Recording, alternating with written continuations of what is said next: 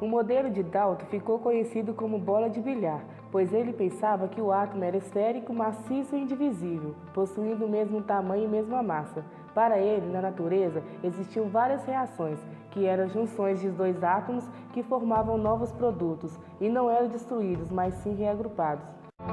Mais tarde, em 1897, Thomson, pai da física nuclear, descobre o elétron e propõe o modelo atômico do pudim de pasas, que se baseia na ideia de que o átomo era uma esfera de eletricidade positiva onde estavam submersas partículas negativas denominadas elétrons. O modelo de Rutherford descobriu que o elétron não estava nessa massa positiva, mas sim o átomo era dividido em núcleo e eletrosfera, sendo que no núcleo estavam contidos os prótons e os nêutrons, e na eletrosfera os elétrons.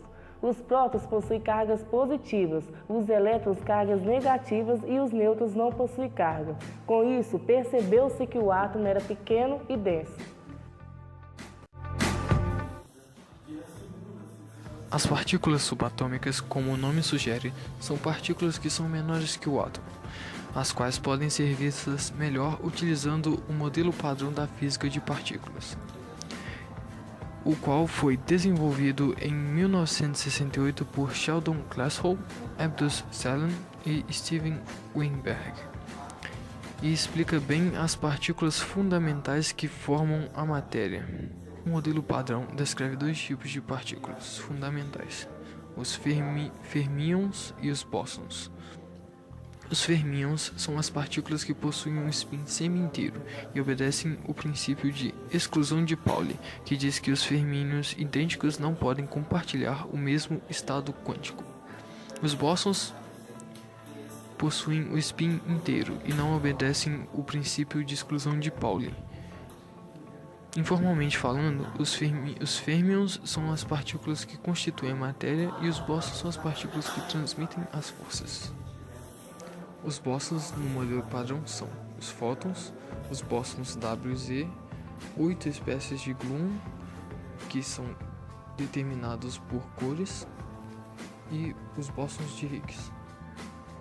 Os fermions que fazem parte do modelo são o grupo dos quarks e o grupo dos leptons, sendo eles os quarks up, down, top, bottom, char, strange, e o grupo dos leptons sendo constituídos por elétron, muon, tau e os neutrinos. Como já se sabe, cargas iguais se repelem, cargas diferentes se atraem.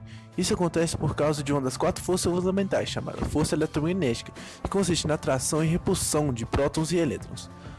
Mas no núcleo atômico são concentradas as cargas positivas, por que então elas não se repelem e o núcleo se desintegra? Isso ocorre graças a outra força fundamental, denominada força nuclear forte. Essa força consegue vencer a força eletromagnética e manter o núcleo íntegro. A força nuclear forte acontece por causa de partículas subatômicas que atraem entre si e são presentes dentro de prótons e nêutrons. Essas partículas são denominadas quarks.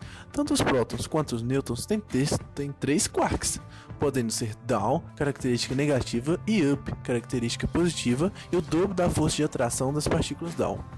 Os prótons têm 2 quarks, up e 1 down, por isso a carga é positiva. Já os nêutrons têm 2 quarks down e 1 quark up. Como o up tem o dobro da força do down, a carga do nêutron é 0.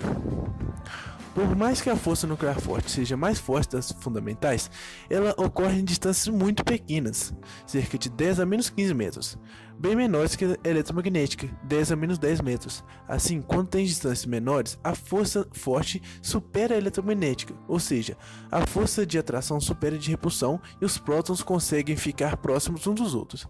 Quando a distância é maior, a força de repulsão eletromagnética supera a de atração forte e o núcleo pode se desintegrar. Os nêutrons têm um papel fundamental no núcleo atômico, principalmente em núcleos maiores, como o do urânio, por exemplo, onde a força nuclear forte é dificultada pela distância elevada entre prótons. Assim, a eletromagnética pode superar a nuclear forte, com isso os prótons se repeliriam e o núcleo atômico se desintegraria. Os nêutrons são os estabilizadores nucleares. Como eles não têm carga, não têm interação com a eletromagnética, então não são repelidos como os prótons, são somente atraídos pela nuclear forte. Em núcleos mais leves, basta a mesma quantidade de prótons que nêutrons para o núcleo alcançar estabilidade, mas em núcleos maiores são necessários mais nêutrons, como é o caso já mencionado do urânio, que em seu isótopo mais abundante tem 96 prótons e 146 nêutrons. A fissão nuclear é uma reação que ocorre no núcleo atômico, onde o núcleo de um elemento se transforma em dois núcleos de outros elementos, sendo geralmente núcleos mais pesados. A reação em cadeia ocorre da seguinte forma: o núcleo atômico, geralmente urânio, é atingido por um nêutron, que após a colisão libera uma imensa quantidade de energia. O núcleo quebra e se transforma em outros elementos, no caso criptônio e o bário. Dessa reação ainda sobram 3 nêutrons que vão ser libertados com alta velocidade e vão colidir com mais nêutrons de urânio, quebrando-os da mesma forma. A bomba atômica foi criada pelos cientistas através da fissão do núcleo atômico de urânio pouco antes da Segunda Guerra Mundial, e após observar-se o grande poder destrutivo da arma, se tornou a principal e mais fatal estratégia de guerra. O urânio pode ser encontrado na natureza em 3 isótopos diferentes: o urânio-234, o urânio-235 e o urânio-238, possuindo em todos eles números atômicos semelhantes, mas massas diferentes.